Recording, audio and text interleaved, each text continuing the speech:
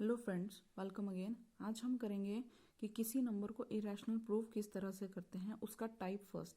मैंने पिछली वीडियो में आपको इसकी डिवीजन करके बताई थी कि किस किस तरह के क्वेश्चन आपको पेपर में आते हैं। बहुत ही इंपॉर्टेंट वीडियो है, पेपर में क्वेश्चन आपको देखने को मिलेगा ही मिलेगा। तो आज हम जो कर रहे हैं वो है टाइप फर्स्ट, जिसको मैंने नाम दिया है। इसमें किस तरह के क्वेश्चन आते हैं बच्चों? रूट यानी कि स्क्वायर रूट में कोई भी प्राइम नंबर, जैसे कि यहाँ 2 है, आपको 3, √5, √7 कुछ भी इनमें से आ जाए तो सेम मेथड से हम सॉल्व करेंगे। तो चलिए स्टार्ट करते हैं। तो क्वेश्चन है प्रूफ दैट √2 इज इरेशनल। जब भी इस तरह का क्वेश्चन आता है बच्चों, इन क्वेश्चंस को हम कॉन्ट्राडिक्शन मेथड से सॉल्व करते हैं। कॉन्ट्राडिक्शन मेथड का मतलब क्या हुआ कि हम मान लेते हैं कि ये इरेशनल नहीं रैशनल है।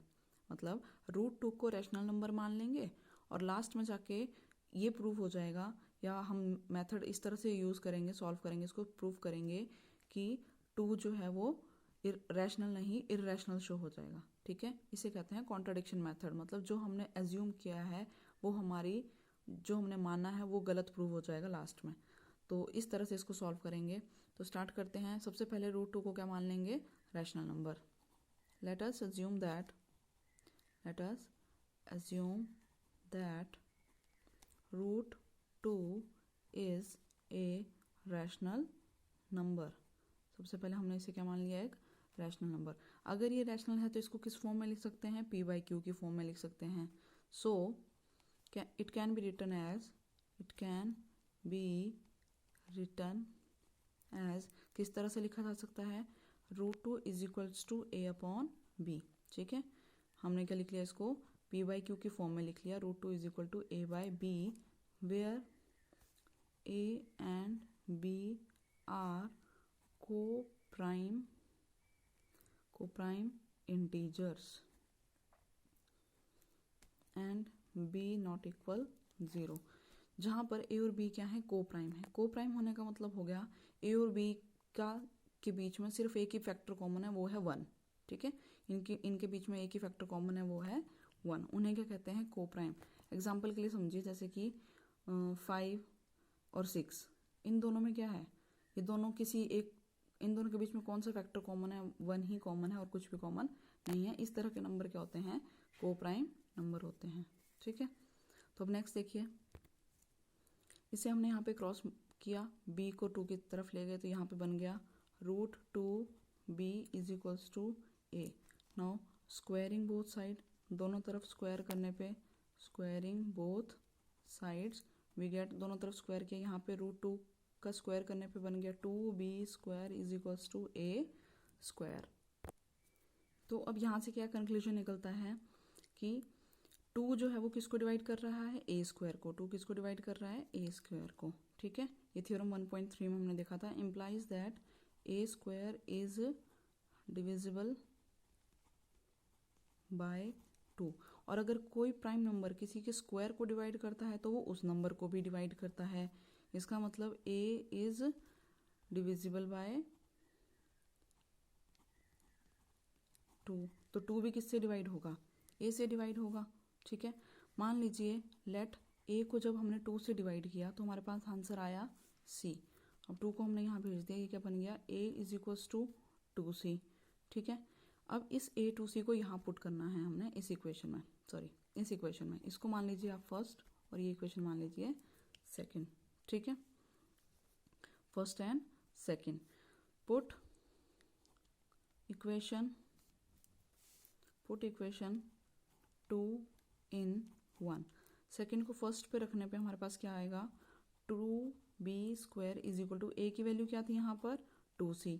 यहाँ पे a की वैल्यू रखी तो क्या बन जाएगा? 2c का whole square. 2b² is equal to 4c²। 2 से कैंसिल होने पे यहाँ रह गया b² is equals to b² equal 2c²। बच्चों फिर से देखिए इसको ध्यान से, b² यहाँ पे अकेला है, 2 इसके साथ है, यानी कि अगर b को 2 से डिवाइड करें तो क्या आंसर आएगा? c²। तो यहाँ से क्या कंक्लूजन निकला? b² is divisible by 2। ठीक है, अगर बी स्क्वायर 2 से डिवाइड हो रहा है इसका मतलब बी इज डिविजिबल बाय 2। तो बी भी किससे डिवाइड हो रहा है, 2 से डिवाइड हो रहा है। अब देखिए इन दो स्टेटमेंट से देखिए क्या कंक्लूजन हमारे पास आता है कि अगर ए 2 से डिवाइड हो रहा है और बी भी 2 से डिवाइड हो रहा है तो यहाँ अब हम क्या लिखेंगे, since 2 divides A and B, क्योंकि 2 जो है वो बी को भी डिवाइड कर रहा है और ए को भी डिवाइड कर रहा है। ठीक है, क्वेश्चन में अभी सॉल्व करते हुए हमें क्या मिला कि 2 जो है वो ए को भी डिवाइड करता है एंड बी को भी डिवाइड करता है। तो इससे क्या कंक्लूजन निकला, it implies that A and B has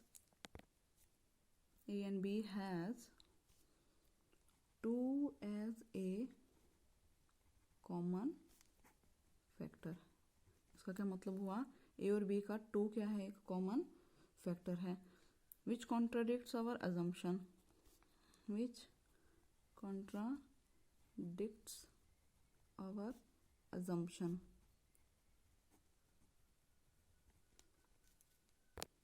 assumption that root 2 is rational। ये किस बात को कॉन्ट्राडिक्ट करता है, मतलब ये विरोधाभास हो रहा है। यहाँ पे विरोधाभास किस तरह से हो गया कि हमने 2 को माना क्या था, एक रैशनल नंबर, पर लास्ट में सॉल्व करते हमारे पास क्या प्रूफ आया कि ये क्या है, एक यहाँ पे कॉन्ट्राडिक्ट हो रही है हमारी स्टेटमेंट। ये क्या आ रहा है, इरेशनल नंबर शो हो रहा है। किस तरह से, हमने ए और बी को क्या माना था, ए और बी क्या था, एक कोप्राइम नंबर थे, यानी कि इनके बीच में सिर्फ 1 फैक्टर था। पर लास्ट में क्या आया कि इनके बीच में क्या है, 2 फैक्टर है। अगर 2 फैक्टर है तो जो रैशनल नंबर हमने माना था, यानी कि √2 रैशनल नंबर है, √2 रैशनल है अगर इन दोनों के बीच में 1 फैक्टर है। पर इनके बीच में फैक्टर एक और आ गया बच्चों, वो है 2। इसका मतलब √2 जो है वो रैशनल नहीं हो सकता, इसको क्या होना पड़ेगा, इरेशनल होना पड़ेगा। ठीक है, so this contradict our assumption that √2 is rational. So it